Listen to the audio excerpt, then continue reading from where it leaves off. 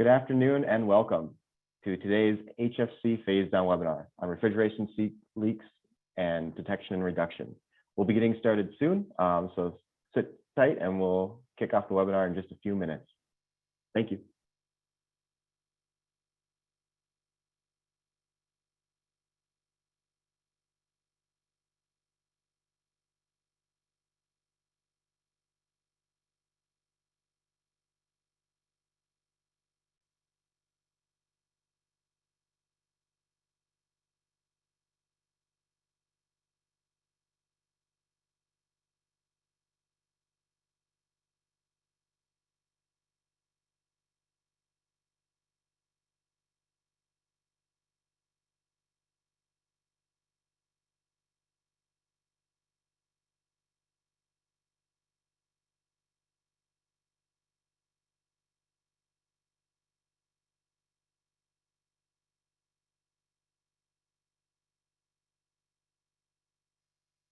Good afternoon again to all attendees and welcome to today's HFC Phasedown webinar on refrigeration system leaks, detection and reduction.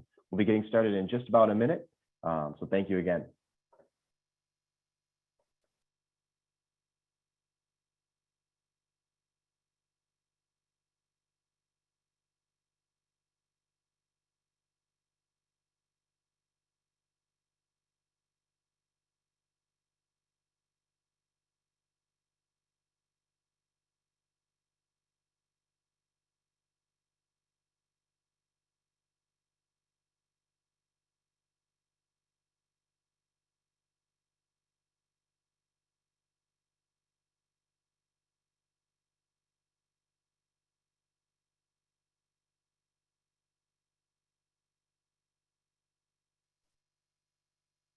Good afternoon all. Thank you for joining today's HFC Phasedown webinar hosted by AHRI on refrigeration system leaks for detection and reduction.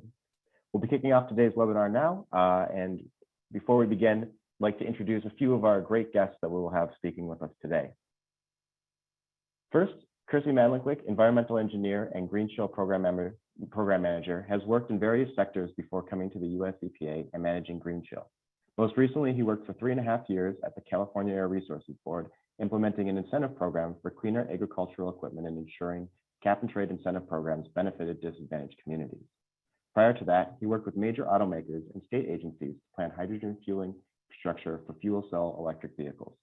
He holds a BS in mechanical engineering, a BS in material science and engineering, and an MS and a PhD in environmental engineering, all from the University of California, Irvine. Also today, we have Ali White, who is an engineering consultant at VEC, a nonprofit clean energy organization. She's a core member of the refrigerant management team and leads program design, implementation, and technical analysis for national contracts spanning low GWP, natural refrigerants, refrigerant leak mitigation, and energy efficiency in commercial and industrial HVAC/R systems. Ali holds a bachelor's degree in engineering from the University of Vermont and has focused her efforts almost exclusively on refrigerant management ever since Project Drawdown highlighted it as the top global climate change solution in 2017.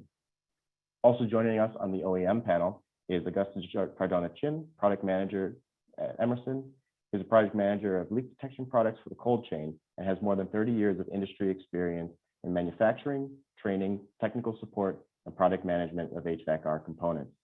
He has a bachelor's degree in industrial engineering from Instituto Tecnológico de Ciudad Juárez, Mexico. Also joining us is Wayne George, applications manager with MSA Bacharach, and has 15 years of food, retail, military, and commercial experience assisting customers with their refrigerant leak detection goals and leak rate reductions.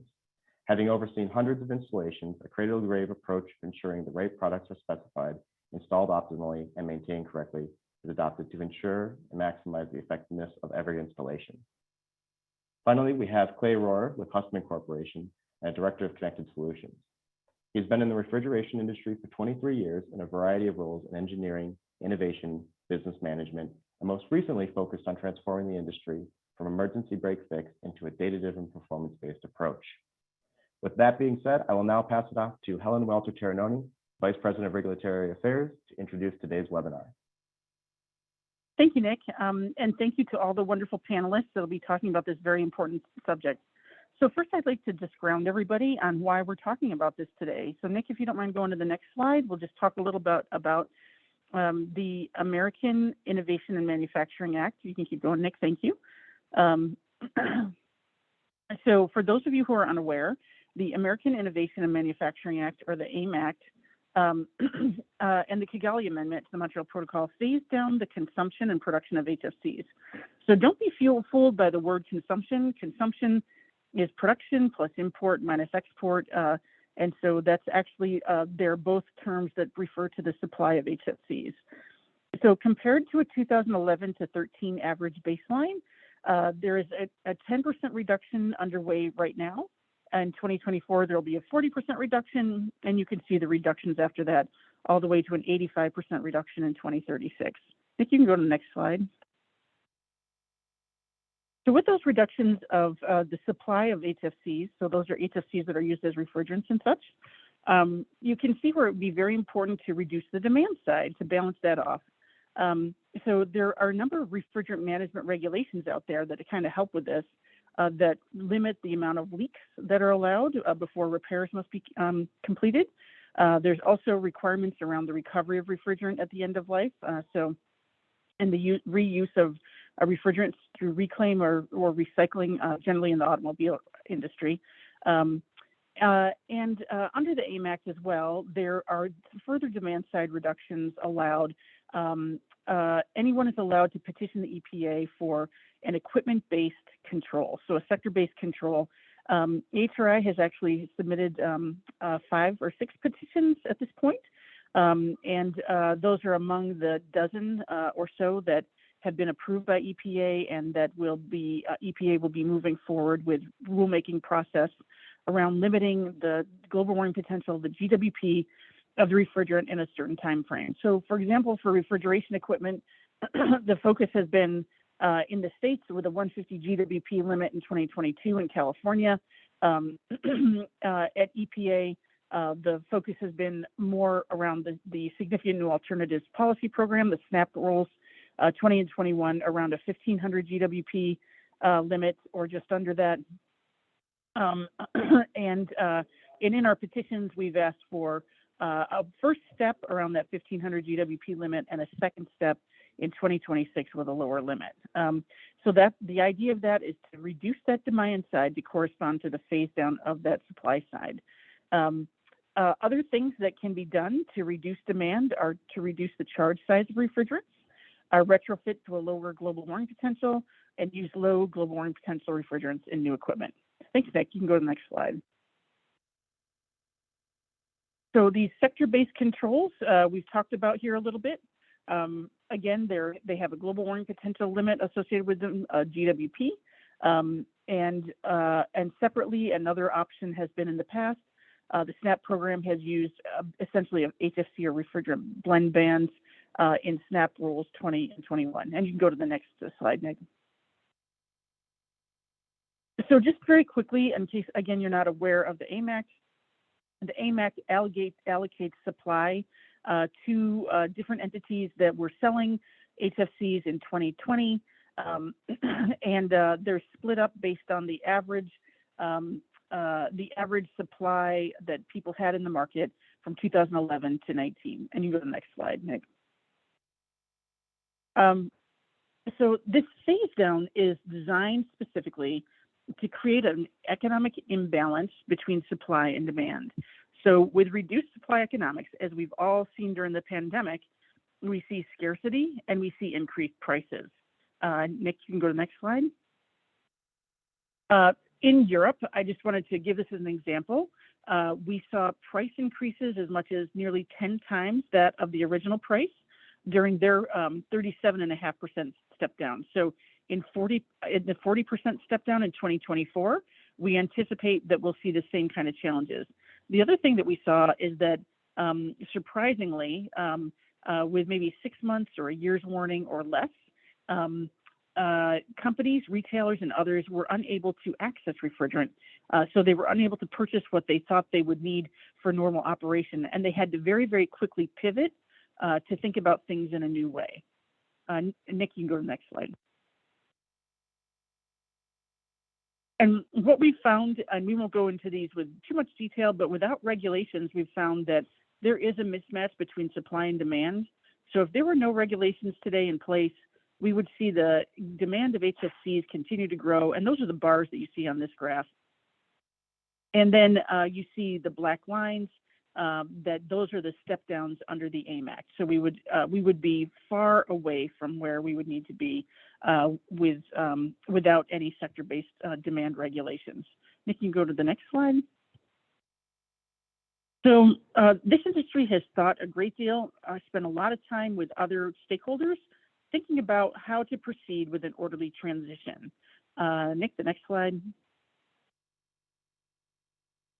So one of the things that we've talked about is how can we get the demand to match the supply. So there is a petition that we've submitted to limit the GWP of refrigerants for air conditioning equipment in 2025 to 750. There's also been a petition submitted in 2026 with a GWP limit in some equipment for 300 GWP and others for 150 GWP. And those two petitions together don't create the balance that's needed between supply and demand. So something else is needed. So what is the something else? Nick, you can go to the next slide. So again, balancing supply and demand are the key. So how are we going to get there? The next slide. You can keep going, Nick. Thank you. So in the toolbox, we can use low GWP refrigerants in new equipment. So that would be like the petitions that we've filed. You can consider smaller charge sizes, redesigning equipment. Equipment can be retrofitted to, an A1 to an A1 to a lower GWP refrigerant. Reducing leaks, which is what we're here to talk about today, is one of the essential tools in the toolkit, as well as using recovered and reclaimed refrigerant. So today, all of these wonderful guest experts are here to talk about ways that we can think about reducing leaks. The next slide, Nick. So about half of the world's GWP, global warming potential, is kind of used up in HFCs to charge leaking equipment. So you can see there is an enormous opportunity here to improve this situation. And Nick, you can go to the next slide. So again, balancing supply and demand, where is this going to come from? Reducing leaks is going to be critical. And Nick, I think the next slide we're going to, okay, so if we're able to accomplish that, then we're able to meet the steps of the phase down. So, if we stop using new refrigerant to service equipment, so reduce leaks and use reclaimed refrigerant, those are two ways that we can kind of meet the cap that's under the AIM Act. Nick, if you go to the next slide. So again, here's the toolbox, and we recommend that you invest in future success now by thinking early about how you can plan to use these tools to reduce your demand for HFCs. Next slide, Nick. So with all the tools in the toolbox, we can certainly together meet our goal, but we can't do it without everybody kind of pitching in, and we also can't do it if we don't plan ahead. The next slide, Nick. And now I'd like to introduce, I think that Nick introduced Percy Miniklik, so he is going to provide us some information about EPA's GreenChill Partnership Program. Percy, we're going to move over to you. Thank you. Okay, thank you, Helen. Thank you, Nick, for that intro, and really thank you to everyone at AHRI for the opportunity to present. It's great to be in the company of good refrigeration colleagues. So excited for today. Next slide, please. I'm seeing a message of there's no sound. Is it no one hearing me? I can hear you, Kurt. I can hear you. Okay, thank you. All right. So I wanted to start off the presentation with a favorite quote from one of the GreenChill partners when I asked them to kind of just describe their role, and they said, "We're fighting climate change while providing ice cream." And I just liked that quote, and it's how I describe my job now, because I feel like with refrigeration, unless you're an engineer or a facilities manager or just someone in this industry, you won't really know refrigeration, but I feel like ice cream is something that all of us can relate to and something that we can talk to our families about, and just a nice way to bring everyone into the fold. So I wanted to start off with that. Next slide, please.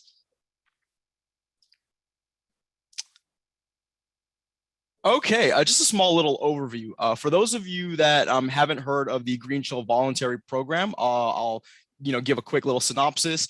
Then I'm going to jump right into the current leak rates that our partnership is seeing, trends in the partnership, and some of our recent partner achievements. And then I'll touch upon some of the successful strategies and technologies to reduce leaks that our partners have done. Next slide, please. So what is GreenChill? We are a 100% voluntary partnership program that's run out of the US EPA. We work collaboratively with the food retail industry to reduce refrigerant emissions and decrease stores' impact on the ozone layer and climate system. We're really doing that, through some, kind of just fundamental means, lowering refrigerant charge sizes, reducing leaks, pushing for and transitioning to environmentally friendlier refrigerants, and where possible, just adopting, green refrigeration technologies and best practices. Next slide, please. So this is where I kind of like to show GreenChill's kind of three-pronged approach. The first prong that you see is our corporate emissions reduction program. This is where corporate entities, partners will basically, set annual goals to reduce their emissions, and they will report to us on their progress. Next animation. Then we have our store certification program. This is where individual stores can get certification and recognition for really pushing the envelope of meeting the highest standards. And then next animation.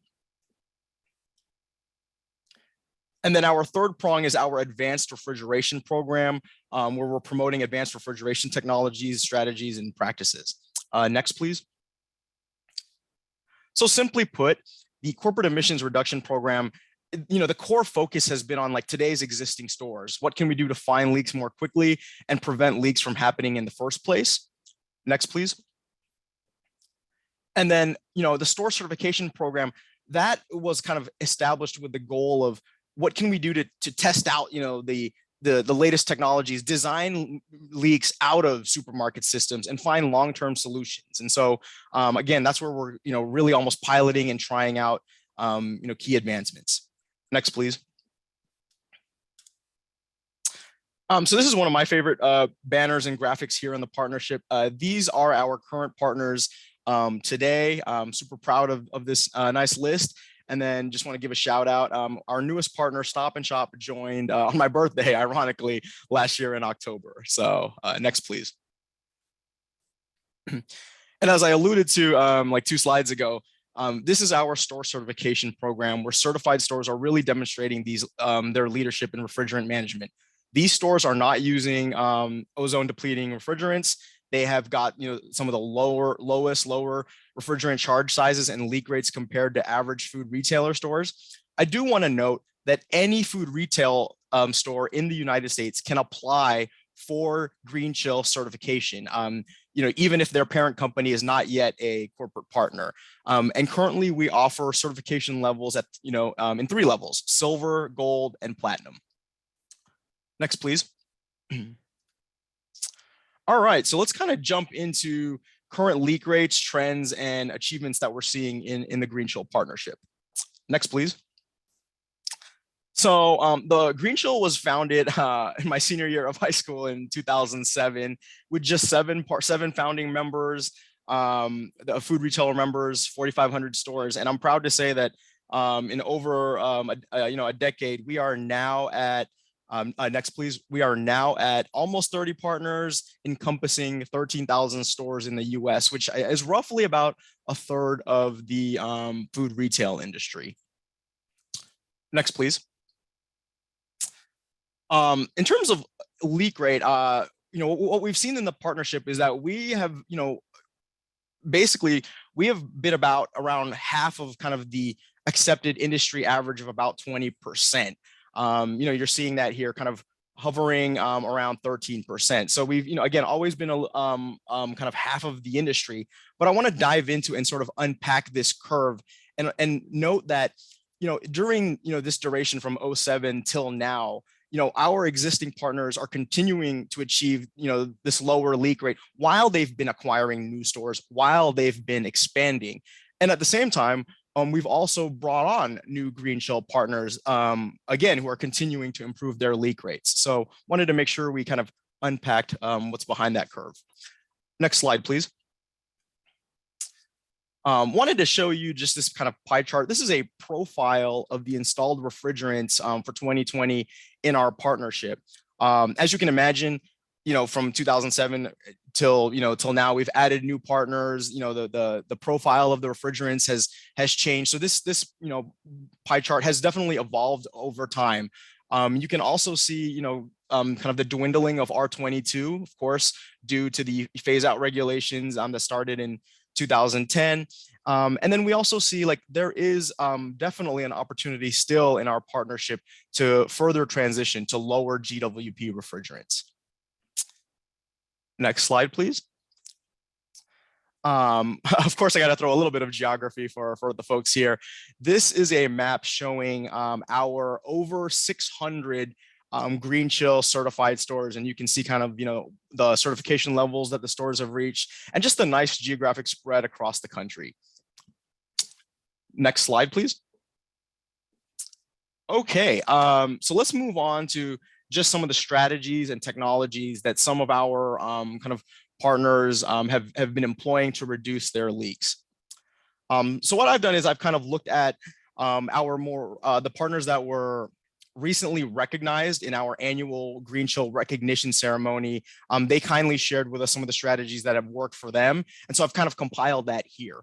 The first one I think is fundamental, just having a nice frequency in checking your commercial racks, just good regular manual leak prevention checks, quick notification of refrigerant leak, refrigerant leak alarms, with good refrigeration and energy management systems. And then when there is a notification, being quick and swift about repairing the identified leak. Something that I thought was also creative and unique was some of our partners, when they did complete a leak repair, they weren't just checking it once, they were checking it twice and a few more times. So having that multi-verification when a leak repair was completed. Next slide, please. Oh, there you go. All right. Continuing on, again, the partners, that have been, kind of really successful in this, they've been employing the use of remote leak detection systems. They've prided themselves on just high quality equipment, good training, and even some have employed just incentive plans for their technicians, which I thought was pretty novel and creative. Other partners have basically, they make it a priority to have the supervisors review leak rate reports with the technicians. So just a good dynamic there, very collaborative dynamic. And then I thought this was pretty novel, was just setting kind of, certain thresholds and criteria where if a leak reaches above a certain limit, or a level, that basically warrants, additional time to check some of the more higher leaking stores in their fleet. Next slide, please. So on this, kind of theme and goal of, preventing leaks, GreenChill as our team and working with our partners, we make it a goal to continue to update our guidance documents, work with the industry to provide new guidance documents. Most recently, we just updated this best practices guideline of ensuring leak-tight installations for commercial refrigeration equipment. And I invite anyone to please check out the resources that we make publicly available on our site. Next slide, please. So how do you join GreenChill? Well, first, if you are a major food retailer in the country, I would invite you to reach out to us and be a part of our corporate emissions reduction program. But also, start getting some of your stores certified. But for those that do not have a store, I would invite all of you to just reach out and engage with us directly. Sign up for our mailing list, our listserv. You will get invites to all of our webinars and events. I've been very happy just telling folks that we have a little bit of what I call a summer GreenChill webinar series. Not quite as cool as a summer jazz concert series, but we've got a number of webinars this summer. I believe you're going to hear from the Hussman team in a little bit, and they kicked us off earlier this month with the first webinar for the year, and their webinars already on our website. So that was awesome. And we have a webinar next week on A2Ls, and then one from an AHRI and one of our partners in June on leak reduction. So again, just and reach out to us if you want to suggest a relevant topic. And next slide, please. And with that, I just want to thank the entire team at AHRI. I want to thank you, the audience, for listening. Thank our GreenChill partners, and just want to make sure that I'm over here with a team of at least 15, and I want to make sure I acknowledge my colleagues. And yeah, thank you, everyone. Kirsty, thank you so much, and glad we can maybe whet everybody's appetite to talk to sign in for the discussion with some of those speakers on this call. Thanks, Nick. You can go to the next slide. So next, we invite AHRI White to take the floor and talk to us about a program that they're working on in New York on leak detection and prevention. AHRI, thank you so much. Yeah, thanks, Helen. So AHRI White, really happy to be here. Thanks to everyone who's attending. So I'm going to be talking about our, not just in New York, but the various projects VIC has been involved in to address refrigerant leaks in both commercial refrigeration systems as well as HVAC systems. So next slide, please. So VIC is a nonprofit clean energy organization. We have our roots in energy efficiency program implementation. And so I'm mostly going to be talking about the opportunities and the work that has been done in the utility space to encourage refrigerant management practices financially through rebates. And it's an arduous process, but we have had some success in Vermont doing that, and we're working with other utilities across the country to bring them into that fold as well. Next slide, please.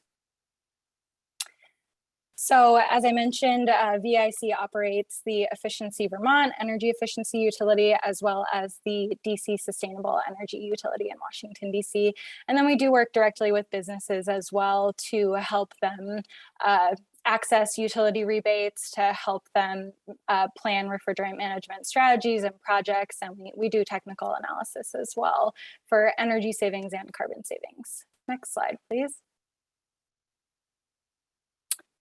Yep, so this is just a summary of what I'm going to be talking through, the utility approach for supporting refrigerant leak mitigation. The Efficiency Vermont case study, we do have a greenhouse gas metric that was specifically created for refrigerant management efficiency measures. So I'll talk a little bit about the process of that, what we mean when we talk about refrigerant management, and how other utilities or other stakeholders can encourage the development of these projects in other states. And then I'll just talk super briefly about the end user benefits. We have some great OEMs that are going to talk about that in more detail, and then just summarize how we can all build support for leak mitigation support at the utility level. Next slide, please. So utilities are increasingly being looked to as essential statewide decarbonization partners. And for a lot of utilities, that is limited to building electrification, weatherization, things that are already in their purview in the various goals that they have.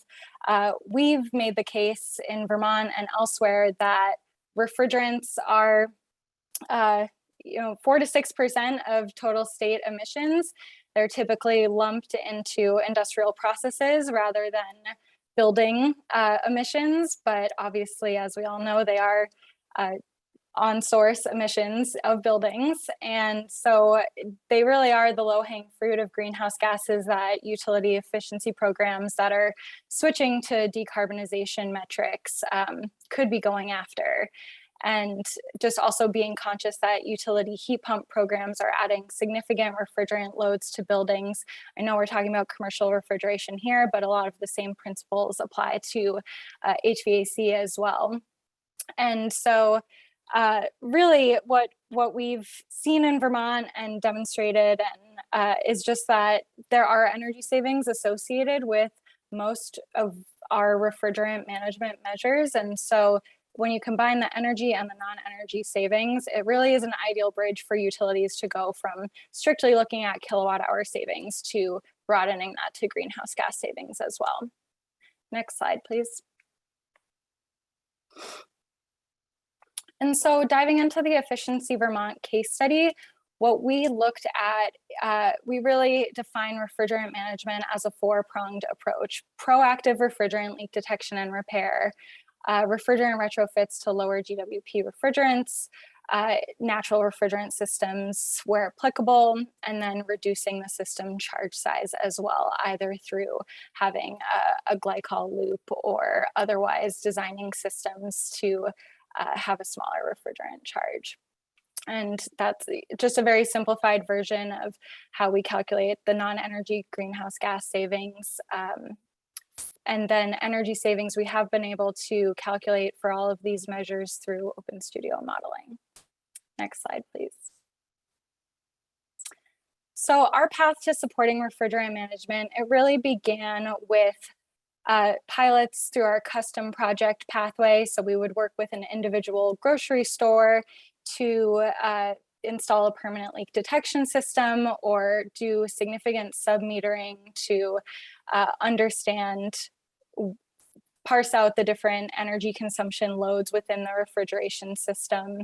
As I think we all know, determining the energy efficiency impact of refrigerant leaks varies widely based on a whole variety of factors, but we have had some success with sub-metering custom projects and working with customers to help them identify their leaky stores. And even if we couldn't prove the energy savings necessarily in a pilot, we still provide significant value to customers by helping support the installation of a permanent leak detection system or a comprehensive store-wide leak audit that helped identify chronic leak points that have been causing them a headache since the system was installed. We also really looked at market transformation. I'm trying to understand what the barriers, both for contractors and for end users, what the barriers to proactive leak repair is, and how we as a utility can use our influence to improve proactive leak repair efforts. Next slide, please. We also supported contractor trainings. Leak detection is a science and an art. So we had trainings from a few different folks on not just leak detection and repair, but also dealing with hydrocarbon refrigerants. And then we did create a refrigerant leak repair program specifically for our small and medium business customers, where we supported leak audits rather than the installation of a permanent system that just wouldn't be cost effective for a general store in Vermont that has 3 condensing units and a couple self-contained units. So we did create the first leak repair rebate program in the country through that. And we really engaged contractors. We have partner contractors. We helped equip them with the best-in-class leak detection technology, and again, provide those trainings and facilitate them working with their existing customers, and then also getting new business through that program. And we did establish the greenhouse gas metric. That was kind of the culmination of all of these efforts over the process of years. And I'll talk a little bit more about that as well. Next slide, please. Yeah, so we at Efficiency Vermont, we really did a bottom-up approach. A lot of public utility commissions that oversee utilities in different states or state offices of energy and environment are saying to utilities, hey, we need you to shift from just thinking about kilowatt hours to now thinking about greenhouse gas more broadly. In Vermont, we kind of did it the opposite way. So we saw refrigerant management as a huge area of opportunity for impact. And so we created these pilot projects and did a lot of research and development and everything that I just explained to then present to our Public Utility Commission to make the case for having a non-energy greenhouse gas metric. And so it was a multi-year negotiation process that really was successful because of our proof of concept through those pilot projects and informal tracking of the greenhouse gas impacts and energy impacts of different projects. And progress, not perfection. We do still need to claim energy savings for the refrigerant management measures. And refrigerant impact is not included in our energy efficiency measure cost effectiveness screening. Sorry, this is a little bit utility jargony, but essentially we're not able to screen if something is a cost effective investment of a rebate. That process right now doesn't include the significant societal benefits of reducing refrigerant emissions. So still working on that, and we're working to expand our measures beyond just commercial industrial refrigeration into HVAC and industrial process. Next slide, please. So here is just a lot going on this slide, but essentially it just highlights the measures that we did get approved that can these are individual energy efficiency measures that can wrap up to our greenhouse gas metric. So you'll see leak mitigation on there, but then we also do have natural refrigerant systems, which can be a huge source of energy savings in addition to carbon savings, especially in colder climates like Vermont with CO2 refrigerant, for example. Next slide, please. And just a highlight of the leak detection and repair work that we've done and the impact that it's had. 2021 was the first year we were able to formally track this, but we've been working on this and informally tracking it since 2019. And we have had a significant number of projects. It seems to really add a lot of non-energy value to both contractors and end users. And so the carbon savings impact has been immense. The megawatt hour equivalent is just a conversion of how many megawatt hours in traditional energy efficiency measures would we have to save in order to equate to that CO2e impact. And it's a lot. It would be way more traditional energy efficiency projects to reach that same level of impact. Average leak reduction was 12%, and that was through a combination of large custom store-wide audits and permanent leak detection systems, and then that smaller program geared towards our small and medium business customers. Next slide, please. So I'm just going to go through these really quickly, some of the end user benefits that we've personally seen from our experience working in Vermont. But again, EPA did a great job talking about this, and we have some great presentations upcoming on the benefits of leak repair. So next slide. Equipment reliability. We have seen meter data on a compressor rack system correlating low refrigerant charge to short cycling of the compressors. That is really not great for equipment longevity and reliability. And can lead to compressors going down. That's an unexpected expense for end users, and just overall decreased system resiliency, which obviously for commercial refrigeration systems is the #1 most important thing above energy savings or carbon savings. Next slide, please. Product quality, that is, depending on how much refrigerant you have in your receiver, of course, like what is the point where you really start to notice an impact? We can have systems that are topped up that everyone knows are leaky, and so they're topped up to try to guard against some of these issues, but just talking generally, product quality, warming case temperatures can be an impact of refrigerant leaks. Next slide, please. Energy efficiency.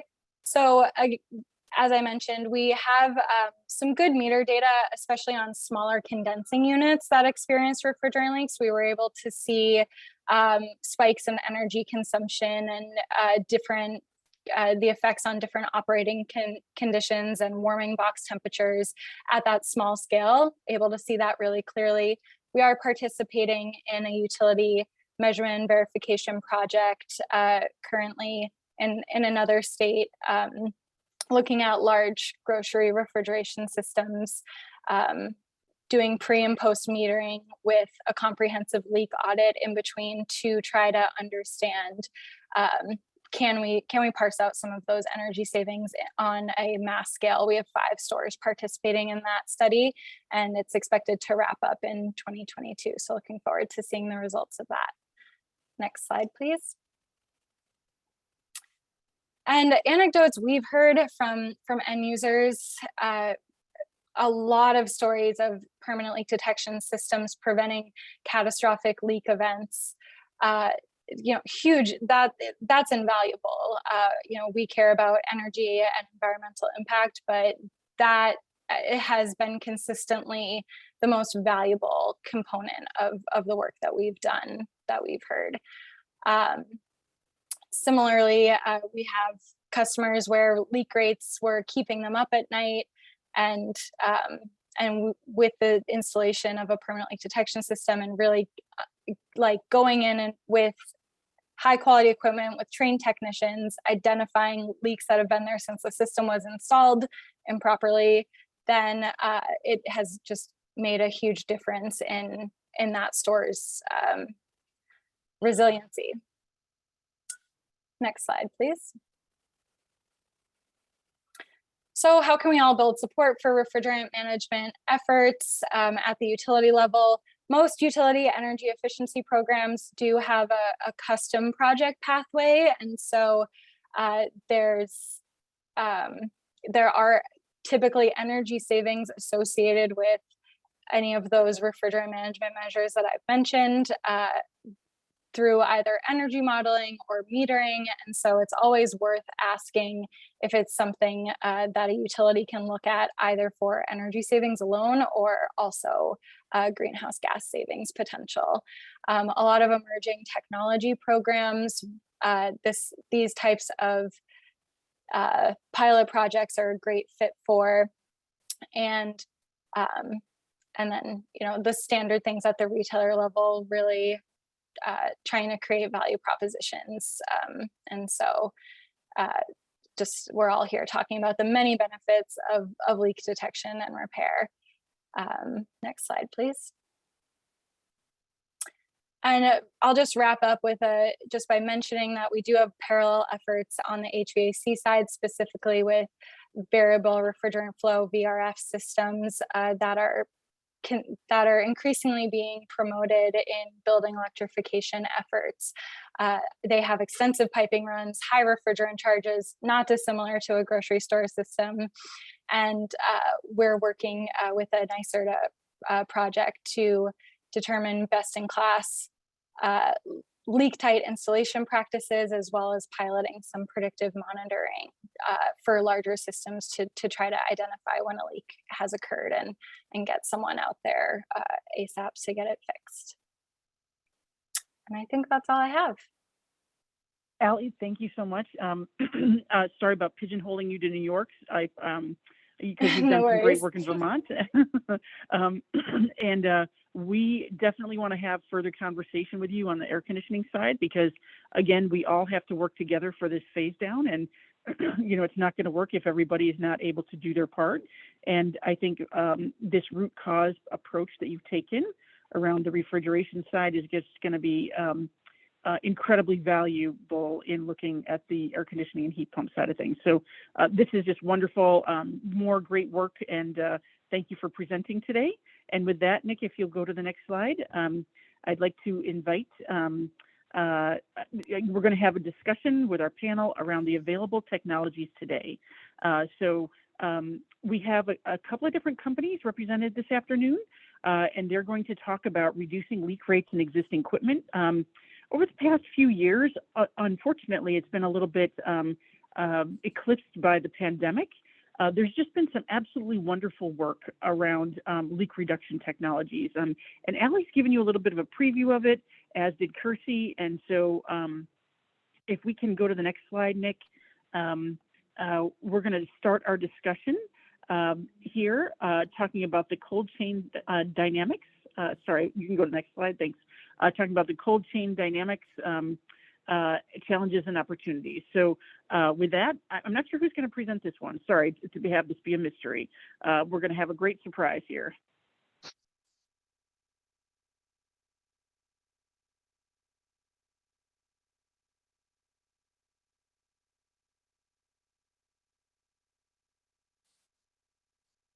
This is for Augustine, if his mic is working okay. Yes, hello. Okay. Great, thank we can hear you.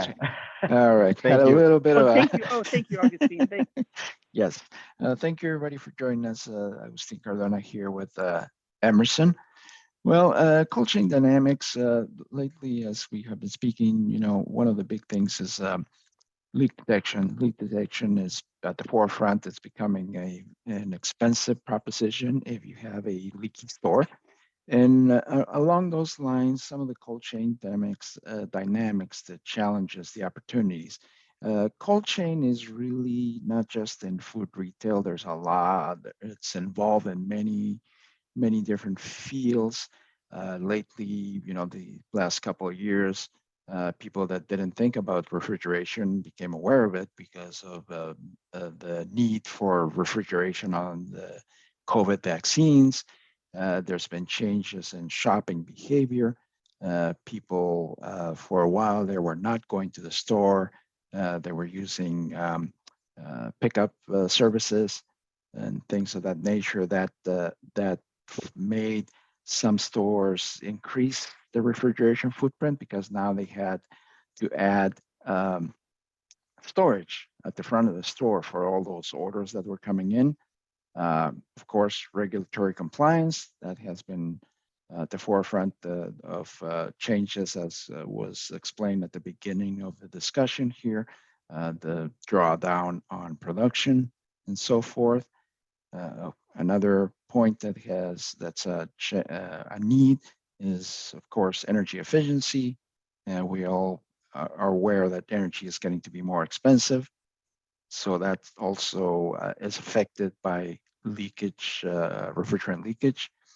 And as was just mentioned in the previous presentation, there's a trend to electrify everything. Now we're seeing more use of heat pumps. Some jurisdictions are pushing for using less natural gas, more electrification. That in turn means there's more refrigerant being used. So we're going to be looking at the reduction, how to reduce the leaks and make everything work properly. And of course, the end goal of all of this is basically we want to reduce our CO2 footprint going to a low GWP future. Okay, and next. Okay. Some of the trends we see, and this is a brief repeat. I won't spend too much time here. What we saw what was seen in Europe is what we said at the beginning. Once the F-gas regulation came into being, so you saw increases of 10 times what it was before for a jug of refrigerant. And our expectation is that as time goes on, that's just going to be the norm going forward, that anytime we have a phase down in production, we're going to be seeing significant increases in price and refrigerant pricing. So at the end of the day is, a good leak management program is going to save money and keep the operational cost of the store low and extend the life of that equipment, reducing your capital expenses, your expenditures, so that you're fiscally responsible through your shareholders. Next. All right. So leak detection. What are your options for leak detection? We have what we call a portfolio of products for zone leak detection. As we have what we call a active leak detection, and usually those are aspirated central systems. They are designed to catch leaks early and to minimize refrigerant loss. Most of them are based on infrared technology. They are multi-zones, so you can have anywhere from 4 to 16 zones being monitored at any one time. They are very sensitive, and they can continuously monitor all of those zones, so you can catch leaks very early in the process.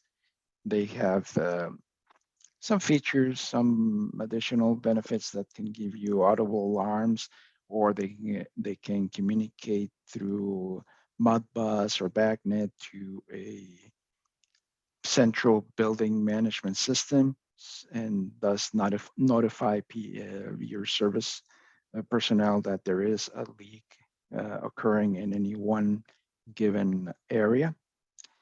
There's also what we call passive sensors, and these are either infrared or semiconductor-based instruments, and they're used mostly for safety compliance purposes. They are installed in specific areas of the building. Mostly we've seen them installed in walk-in coolers and freezers, or in machine rooms. And these are refrigerant specific, and they are passive, so there's no pumps or any other devices associated with them. And they just basically, you're sitting there in a specific area looking for, as the air is drawn across them, they detect the mixture of air and see if there's any refrigerant there present. I saw a question there that what is the operating range? Most of these devices are rated for operating at the freezing temperature, so you could use them inside a walk-in. You're looking at a -40, -30 Fahrenheit temperature range. And also, last but not least, there is what we call an indirect approach. These systems are usually tied to, or as part of the smarts, let's call it that, of the rack control system. They use existing sensors and hardware. And what they do is, through some proprietary machine learning and algorithms, they'll analyze the data, temperature, pressures, the liquid level on the receiver, and will detect or interpret deviations on those parameters as the possibility that there is a leak present somewhere in the system. So this takes a little bit more, it's a little bit more involved, but like I said, it uses the existing hardware and sensors. So it's, let's say, a little more economical than the other two options. But personal preference, I would recommend more using active or passive sensors to get a more accurate and quicker response. Next. So best practices on leak detection. This is what we've seen from some of our from some of the they are partners in over the years, and basically it takes, like we said, it takes work from everybody. Everybody must do their part for this. For one of the best practices we've noticed is that it's good to have a refrigerant inventory, know what you have, where, and how much of it you have. It's just it's not good to say that we have 10,000 pounds of refrigerant spread out across all of our stores. It's better if we knew more detail around that. Where is it? Where is it being used? Also, keep track of refrigerant usage. That means that you have good record keeping and you're continuously updating information.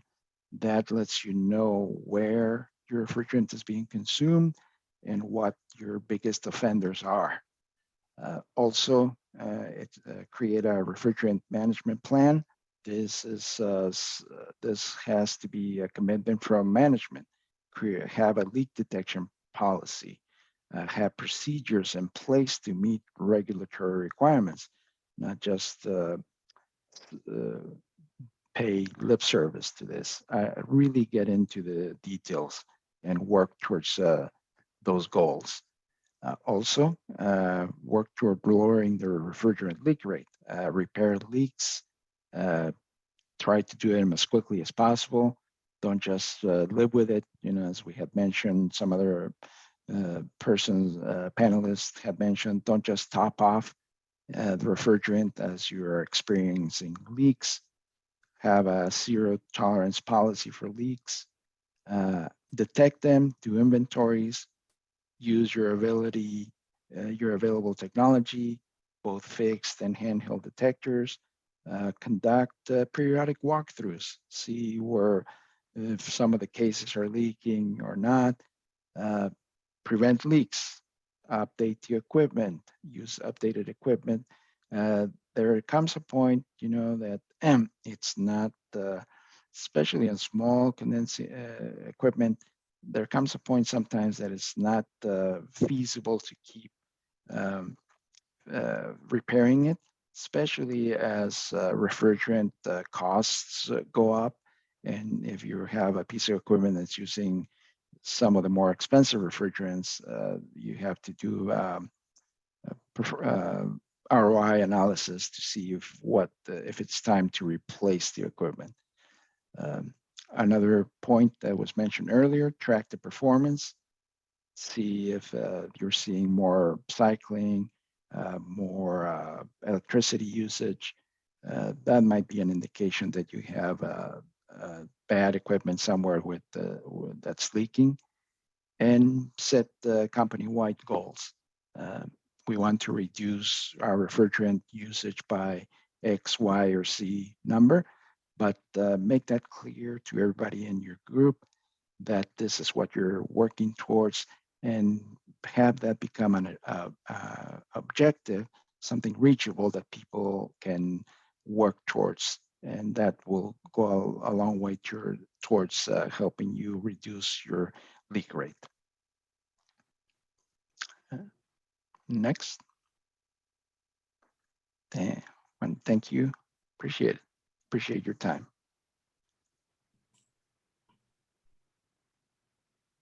Augustine, thank you very much for that presentation. We really appreciate a view of technology as well as that checklist. That was very, very helpful. With that, let me turn this over to Wayne George, who's going to be our next presenter around technologies. Wayne, thank you for joining us, and we invite you to go ahead and start presenting. Excellent, thank you for that, Helen. So with our mission statement really of safeguarding people, places, and the planet, and with the combining of MSA and BACRAC last year, we have a wealth of over 200 plus years of gas detection and monitoring experience.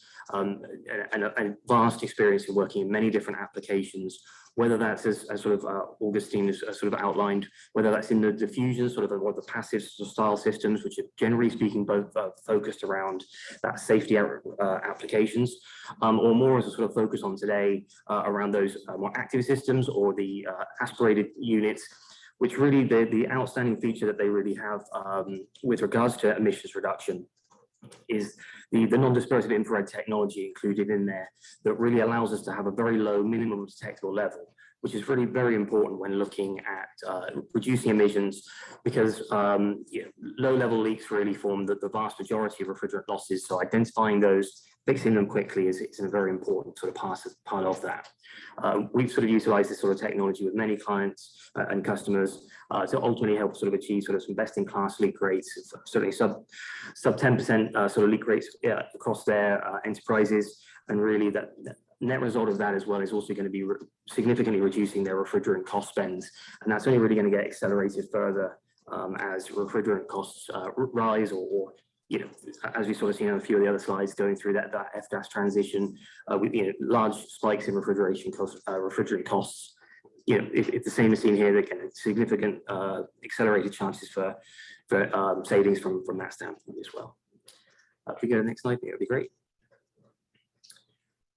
So we sort of touched on the two different sort of style sort of systems, that safety and the emission sort of reductions. And it's important to understand that the two systems really aren't the same. Safety really is purely providing that high level kind of coverage to make sure that there's occupational sort of safety within the spaces, but they're really not necessarily very effective at picking up those low level events. And when you actually sort of monitor systems, and we've been pulling data out of refrigerant leak detection systems for 30 plus years, we see that really the vast majority, more than 99% of refrigeration events and ppm values that are recorded on systems are not in the safety category. They are just smaller, low-level events. And it's important to come up with a plan as to how to identify those, and then look to kind of address those as quickly as possible. And that's the best way ultimately for reducing the refrigerant leak rates, your refrigeration sort of cost spends, and also reducing those emission reductions as a net result. So that's certainly an important part of that. If we can go to the next slide, I think that'd be great. So to achieve that an effective emission reduction solution, there's really a couple of pillars that really need to be looked at to ultimately achieve that end goal. One of them is having a great fixed gas detection system installed at the site, making sure that we can identify those small level leaks and alert that onto sort of personnel. We'll run into all of these different categories in a little bit more detail. The next part of that is once you've found a leak, obviously we've got to work out how to get somebody out to the site to fix that leak, provide them with the information that's needed to really effectively monitor, resolve that leak and fix it. Obviously, a gas detection system doesn't fix a leak. That involves a personnel on the site. So it's important to have a process or a monitoring system that can really establish where that is, highlight which are the high priorities, get somebody out to fix that, have a process involved with that. And then the last aspect really of that is making sure that when somebody goes to site, they have the right tools in their toolbox to be able to identify all the leaks that have been kind of causing the issues, not just fix the leak and run. It's utilizing those systems to make sure we kind of get the site as leak free as possible. And if all of those sort of different aspects pillars are put together, the net result is going to be some emissions reductions, but also some good cost savings as a net result. We'll move to the next slide. So we touched on the first part of that pillar really is that fixed leak detection system. As Augustine alluded to as well, really the tried and tested struggle for making sure that we identify these low level emission based leaks is really a fixed aspirated system. Most of those units are going to go down to have a minimal detectable level down to 1 part per million. So we can be very accurate and reliable at that level. Very little in cross sensitivity, so they're not going to be generating false alarms out of the system.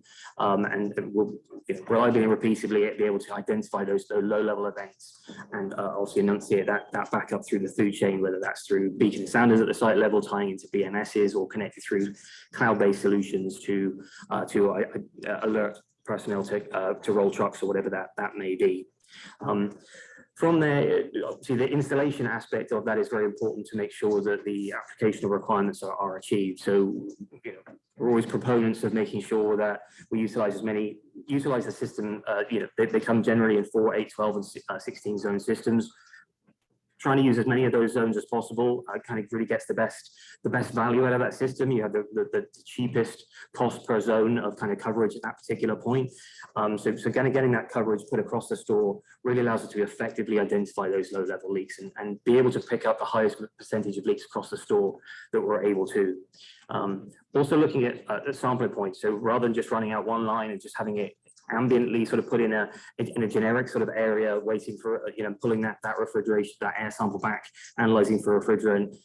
It's getting those points of coverage, those sample points, as close as possible into those high probable leak points, and by quite regularly as well by installing splitters onto the individual channels. That sort of doubles our percentage likelihood of being able to find a leak with that individual one channel. There is a trade-off to that. Obviously, every time you split a channel, it does double the minimum detectable level. But generally speaking, it's a very worthwhile compromise from that standpoint to significantly increase the likelihood of being able to identify that leak. So on refrigeration racks, rather than maybe having just one point centrally located, depending on airflow in that machinery room, it could be that you're just never going to be exposed to that gas by having one centralized point. So spreading multiple points across a refrigeration system is usually very, very beneficial from that standpoint. And also, say, walk-in boxes with the liquid line solenoids up on top of the walk-in boxes as well. Generally, we recommend putting a sample point up on top of the box so that we're monitoring inside and outside of that box. And again, a lot of small leakage events kind of sort of occur at those hard to access locations up and on top of the box. So this provides that fixed detection system into those locations and really provides excellent kind of coverage to really identify those leaks at the earliest possible point. The system itself obviously comes configured with multiple box gases out of the box. And that's always important to make sure it's kind of configured correctly, and that library is sort of ever increasing to make sure that we always are as accurate as possible with the system. And the systems also have the ability to set different thresholds for each of the individual channels. And it's important to look at those thresholds and utilize those in a manner that sort of suits you sort of best to achieve the end goals. Obviously, everybody has a journey in leak detection. Some people are at the beginning of that. Some people are more advanced into that sort of journey. So it's important to make sure you set your thresholds in a range that's represents where you are in that journey. Obviously, if it's your first foray into it, if you set very, very aggressive leak rates, leak thresholds, you're identifying leaks at single ppm values, things along those lines. That can be sort of to some degree quite overwhelming, but also quite difficult to potentially identify all of those leaks, and sometimes that can be seen as a false alarming of the system or issues around that standpoint. So it's important to make sure that you work into to fine-tuning those threshold selections, maybe starting at a slightly higher level, identifying worst performing stores, fixing those, working on the escalation processes that you have with identifying, sending trucks, fixing those sort of leaks. And as that procedure kind of becomes more second nature, then it's lowering down those thresholds and identifying lower and lower leaks. But it's also very important to utilize the data on the system. So if you've got maintainers out doing just regular maintenance, look at the system. Are there low values outlined for the different channels? If there are, then it could be worthwhile investigating that, even though that might be their primary reason for kind of going there. If the system's seeing leaks, let's kind of get those looked at and resolved from that standpoint. And again, with the stability of the non-dispersive infrared sort of technology and a lot of the aspirated systems, and really, if the system's coming saying that there's an alarm, it's 99.9% of the time it's a refrigeration-based leak, and it needs sort of tracking down from that standpoint. I think move to the next slide, that'd be great. So once we've identified that there is a leak at the site level, we've got to do something with that data. So we certainly have kind of connected solutions. There's a lot of different ways of kind of pulling the data out of the different systems, but it's important to be able to really pass that information kind of across, working sort of linearly from, we've had an event, just send somebody a truck to the store as and when they kind of get the leak. It probably is not going to get the best end results. As you sort of see on the graphic over on sort of the right, a lot of leaks start small and they build over time. Now, if you don't fix those when they are small, a lot of those will turn into safety level events as well. So we certainly look at low level leak detection as a huge importance with obviously regards to emission reduction, but also as a way to some degree mitigating a lot of safety level events that will occur. Not all of them are going to build up through, but the majority of them sort of do from that standpoint. So looking at those leakage events, making sure that we're sending somebody to the site when the leak is present, or looking at what timing is the leak event, what occurs in the store or on the system at that particular point in time. Generally speaking, increasing pressures, vibrations, temperatures, forcing things into hot gas defrost. If the leak is hard to find, that will normally pull that around and it will normally surface from that standpoint, and therefore be able to identify and resolve those leaks. It's also important to put that information, working in conjunction with making your sort of the leak response process optimal from that standpoint. So we've sort of heard of some folks who've, small leaks maybe have a longer response time, so it might be sort of 48 hours before they might look to kind of get out to the site. And it's entirely valid. You don't need to roll a truck for a low level event. But likewise, it's also important to know that we only want to sort of roll a truck if there's a continuation of that leak event. If it's a one-off isolated event 2 days ago, it's going to be very difficult to identify what the source of that was.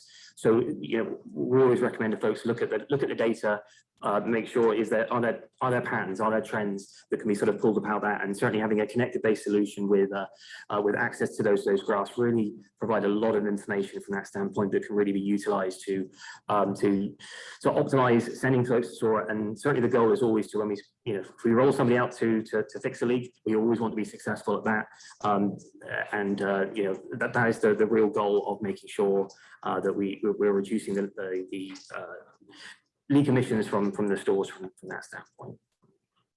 Next slide, please, Nick. So the last aspect of that is we've sent somebody out the store, we identified a leak, we've got them sort of to roll out to the store. So it's making sure that they have a portable leak detection system that is suitable for identifying sort of the leaks at the sort of the site level. So for instance, if you've got a fixed leak detection system and you're alarming at single digit ppms, you need to make sure that you've got a portable system that is able to identify leaks of a similar concentration.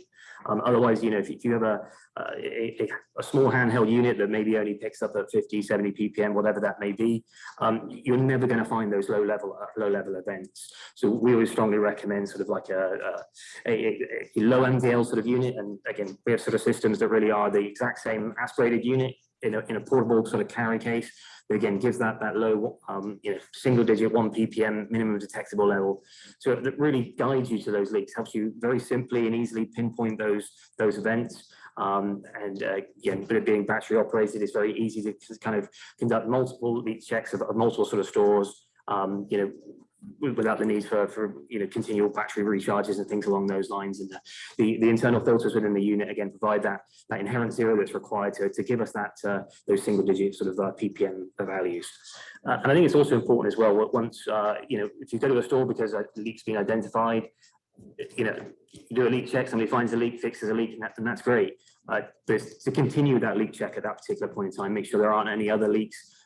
Refer back onto the system, make sure that we're making sure that the main monitor fixed leak detection system is returning, that the concentrations have now gone back down to 0 ppm. If it's still seeing concentrations in there, maybe we fixed a leak, but it might not be the leak. So it's looking at that big picture, making sure we kind of close out that whole picture.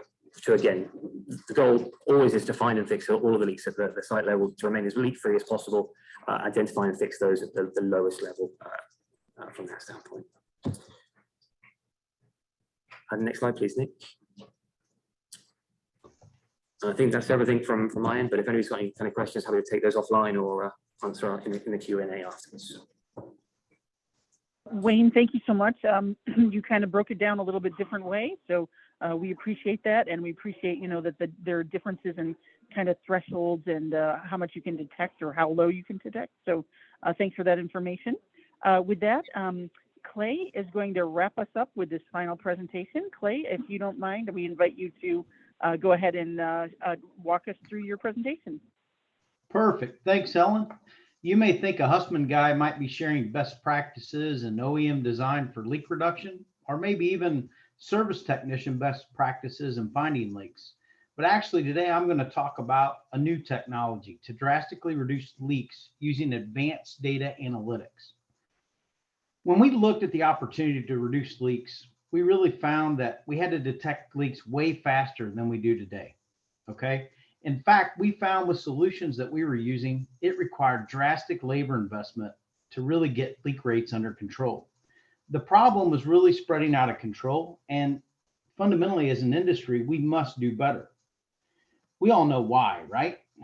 We want to do the right thing for our brands, our customers, our ESG initiatives, and of course, the ever-rising cost of all things refrigerant with an over 200% price increase over the last 2 years. So what I want to cover is how solutions like this work. At the beginning, you simply collect data from the existing controllers, including all assets around refrigeration performance, temperatures, pressures, liquid levels, and then this data is fed into the math machine where data is crunched, or otherwise we use data analytics to identify leak events. So when am I leaking? These actionable events are fed to the technician. They include the refrigerant type, the size of the leak, or even the tank level leak rate. How much refrigerant is required to fill the tank, and corrective actions for the technician to help find the leak. This all rolls together to give prioritization and a business case on where to focus to find and fix the leaks that reside on site. So to the graph, if you look at the graph on the left, it shows you gotta detect early within 1 to 2% of the tank level. Today, we usually find a leak when the tank's empty. As the graph also shows, in red, you can see where the graph, the tank is totally empty, the receiver's done, and you've already lost 200, 300, 400 pounds of refrigerant. Notice where the graph levels off on the right. This is where software can validate that we repaired the right leak. And I'll explain that further on the next slide. But the grand scheme of things is using data analytics, we can get to leak detection within 1 to 2% tank level decreases, and we can validate repair within as quick as 14 days. Very, very accurately, because we know where refrigerant resides in the system and we know why it would be missing from the tank. Next slide, please. In using data to manage leaks, we have been able to reduce leaks by over 30% for our customers and even our contract sites, all without the addition of labor. It's very important because labor is critical. With less technicians coming into the field, so throwing labor at leaks just really isn't going to be a sustainable solution by any means. If you look at this testimonial from a customer that we worked with in the field, the service company was dispatched, concluded there was a cracked weld, resulted in 60 pounds recharge. If this leak had not been discovered, it would have easily been a 300-pound leak event. At another location, the store lost 300 pounds. So the name of the game here is, if you don't detect early and you don't know that you have a leak at the site, you're gonna empty the tank before somebody can get there. You've got to be proactive, and using data analytics gets us there. The problem we find, as you can see in the graph, refrigerant leaks out. The technician adds refrigerant, tries to find and repair the leak, but do they actually find the right leak? Sometimes, but more often than not, they don't fix the root cause. Is it their fault? No, they don't have the data to close the loop to ensure the right leak was fixed. And sometimes don't have the time at the time that the leak was detected in the added refrigerant to find all the right leaks. This example is truly an extreme one, but it shows how positive change can be made using data analytics and using that feedback loop to help prioritize the right leaks. Because the problem is, too many times technicians don't know how large a leak is. They just know they have a leaker. They had to add refrigerant, and they don't know if the right leak was fixed or they even found the right leak. And as you can see, I call it the sawtooth effect on the left, where the technician went and added 150 pounds, added 200 pounds, and they may have found a leaky Schrader or a ball valve cap that wasn't tight. But did they find that crack in the overhead? Did they find that leak in the underground, or did they find the display case leaks out on the sales floor? A lot of times they don't want to impact sales, so they're not looking for leaks there. So this type of technology gives us the capability to even schedule leak detection and really examine and find leaks, as everybody's been talking about through these presentations. And if you can use software and the data to drive a different behavior, you can also give the technician what they truly need. They know that they fixed X number of leaks, but did they improve the leak rate? This type of technology gives you a leak rate in the tank, so you know where you stand at all times. Can you go to the next slide, please, Helen? So the green highlights show different retailer ESG goals. These can't be accomplished without a real big change and focus on action. You know, we talk about so many different technologies. No matter what technology you select to go after this, you have to focus on action. This change in our strategy is to use data to drive better leak management. In fact, we've been able to operate differently using these analytics to get leaks found and fixed while reducing labor at the same time. So what can you do? Assess your store fleet ESG strategy and just how are you going to get there? Create a low labor emission reduction strategy that accelerates you towards your goals, because the time is now. Look at the data on your refrigerant price over the last 2 years and where that's gone. Look at your labor rates. Look at the number of technicians coming in the industry. It's a huge problem we all got to work together to solve now. That's it for me, Helen. Great. Thank you so much, Clay. That was wonderful. Really appreciate that. So with that, we do have a few minutes for questions. So firstly, Kirsty, I want to make 100% sure that everybody knows how to get involved with the GreenChill program if they want to. Could you please explain to them, how can they attend these, these sessions, informational sessions, or how they could, kind of bring their store into the program? Absolutely. Thank you, Helen. Again, the most direct way is feel free to reach out to myself or GreenChill at EPA.gov. I'm watching that email address, so reach out to us. We'll get you on our listserv. And yeah, we'll keep you informed of all of GreenChill's events and webinars. And then again, if you are a food retailer or an OEM, or you're interested in joining the GreenChill partnership, we can start that process as well. So thanks, Helen. Great. Thank you so much, Kirsty. And my next question is for Clay. Clay, when a leak is found through the advanced refrigerant leak detection, will the system shut itself down with an alarm? So that was a question. And I will tell you that some of the folks on this call have been involved in next generation refrigerants and the leak detection needed to ensure that a flammable mixture is not achieved. So there may be a little bit of we may need to clarify, the difference between the two designs and what the purpose is.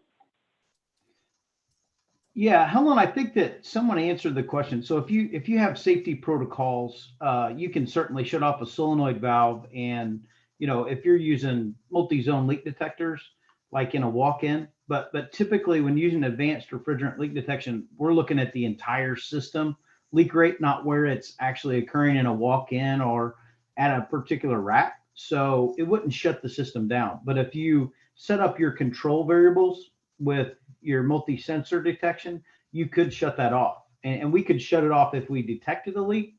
But today we don't do that, because typically we're looking at, large scale supermarket refrigeration systems.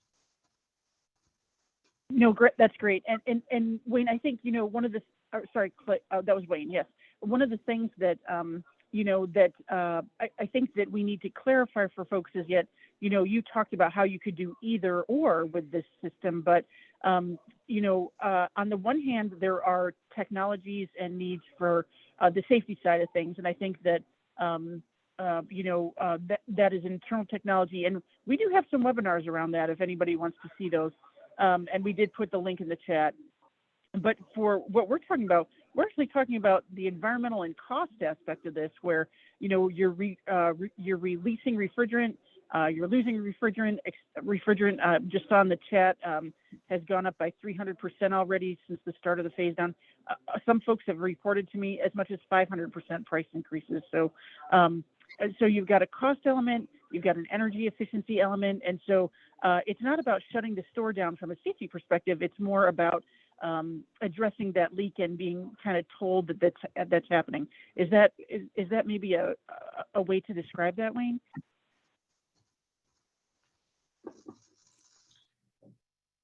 Sorry, was that to Clay or to myself? Oh, sorry. Either one of you. Sorry about that.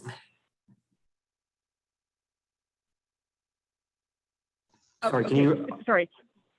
Yeah, sorry. I was just trying to distinguish between the systems that, and maybe Clay wanted to answer this, but between systems that are designed for safety, so maybe shutting systems off, and systems that are designed for leak detection, and but you'd want to keep the store operating, perhaps. So yeah. Absolutely, I think and that's a very valid sort of thing, and certainly I think if applied kind of correctly, certainly aspirated systems can achieve that safety, that kind of level kind of coverage as well, because we're monitoring very close to those leak level sort of sources. From that standpoint, we're going to be identifying those leaks quickly, and we have that ability to be able to isolate liquid line solenoids into individual boxes. Again, when you get to the level of shutting down an entire system, which I think more the sort of the advanced systems, because they're looking at the entire system, they can't sort of parse out an individual aspect of that. You know, it would be a very last resort that you'd ever sort of shut down the entire refrigeration sort of system. But when you have that sort of ability to be able to shut down sort of small and isolate small portions of that, you know, that certainly aids you from a safety standpoint. We do sort of a fair amount of that as well, sort of certainly in the food retail environment, you know, for code compliance and things along those lines. So.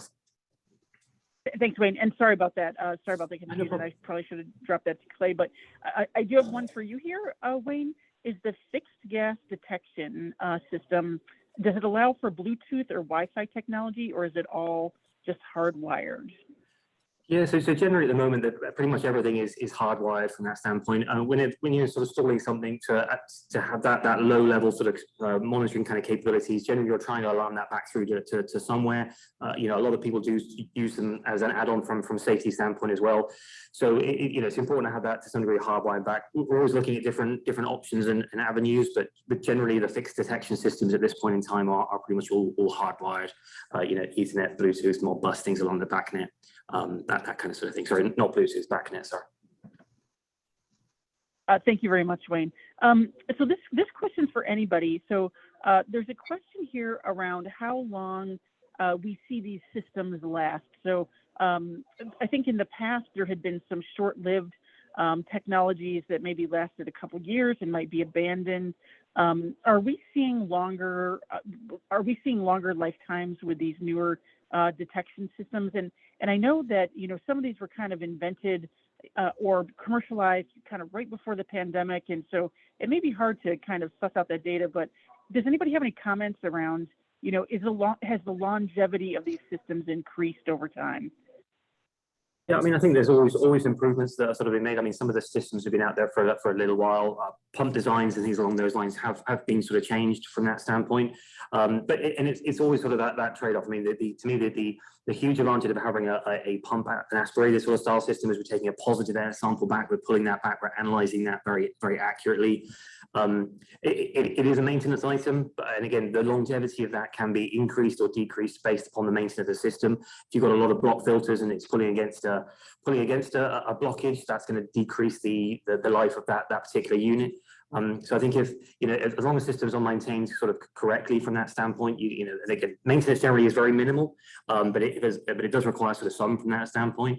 Then you should be able to kind of get 3 to 5 years out of the pumps from that standpoint. It shouldn't be a year or two. There's probably an underlying issue, sort of that kind of accompanies with that. But I mean, the added advantage of a sort of like that aspirator style systems is it knows that it has that information to know that there is issues, so that it can alert folks that there are problems. There aren't so many moving sort of parts within sort of the diffusion style sort of safety sensors, but obviously if they get blocked out of the airflow because somebody completely kind of covers them, things along those lines, they don't have that visibility that there is that blockage. They're a little bit less in the way of fault notifications and alarming from that standpoint. So that's another sort of added advantage of having that visibility. And again, if you're able to read the diagnostics out of the units via the Modbus, things along those lines, and again, you can get a sort of a heads up on some of that maintenance requirements that could be coming due out of the systems as well.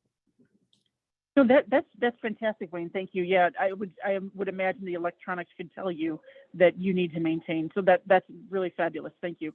There's another question here, Augustine. This one's for you. So, are you seeing requirements or demand for personal wearable refrigerant monitors? So, like a little detector that people are kind of wearing on themselves. I would normally think about that from a health and safety exposure perspective, but are you seeing anything like that?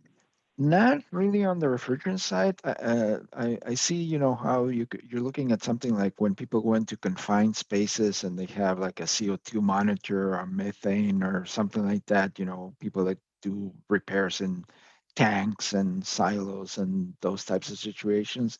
I personally haven't seen that much on the refrigerant side of things.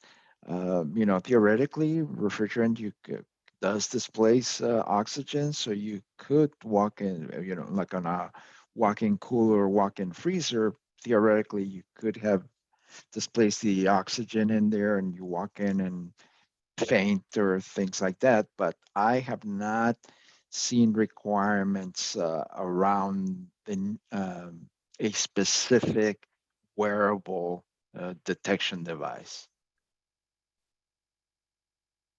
Great. Thank you very much, Augustine. So, Ali, could I ask you to talk a little bit about what your next steps are? So I didn't prep you for this question, so I apologize for kind of asking off the cuff, but it sounds like you've got some more plans. Maybe could you talk a little bit on the refrigeration side, but also the air conditioning side? And this is probably going to have to be our last question because we're running over a little bit. Sure, yeah. Was that specifically around like handheld refrigerant monitors or just in general? Just in general around this leak issue. If you could talk a little bit about some of the next things that you're going to do. Sure, yeah. So we are still evaluating a lot of different custom projects and pilots, both in Vermont and with other utilities, to really try to understand that energy efficiency component, because I really do see that as there needs to be some amount of energy savings to have it be a bridge measure into broader greenhouse gas metrics. Not in every state. Some states are completely converted to a greenhouse gas metric, but I think trying to get more data on in what conditions do we actually see an impact on energy consumption of a large refrigeration system with a receiver. We're able to estimate that currently using energy modeling, but it'd be great to have more real world data on that. So hopefully more projects like that. And then on the HVAC side, both this NYSERDA project and an upcoming project in California will be doing stakeholder engagement to try to gain some insight on VRF system leak rates, broader HVAC end of life loss concerns, which are much higher than seemingly in commercial refrigeration. And there's a lot of really interesting products out there on the HVAC side that enable verified leak tight installation practices, which should really make a difference over the entire lifetime of that equipment if they're installed properly. So in a nutshell, all of those things. Fantastic. Well, we look forward to talking with you more in your future endeavors, and along with Kirsty and the others, Clay, Wayne, Augustine, thank you so much for presenting today and participating in this webinar. And you know, I think everybody was very excited to hear about this. We had hundreds of participants, so we thank you again for participating. And again, we all have to work together to kind of thrive and survive this transition. So you know, we're certainly going to continue to look for ways to make that happen. So thank you, everyone. And with that, we'll close the webinar. Thank you. Thank you, Nick.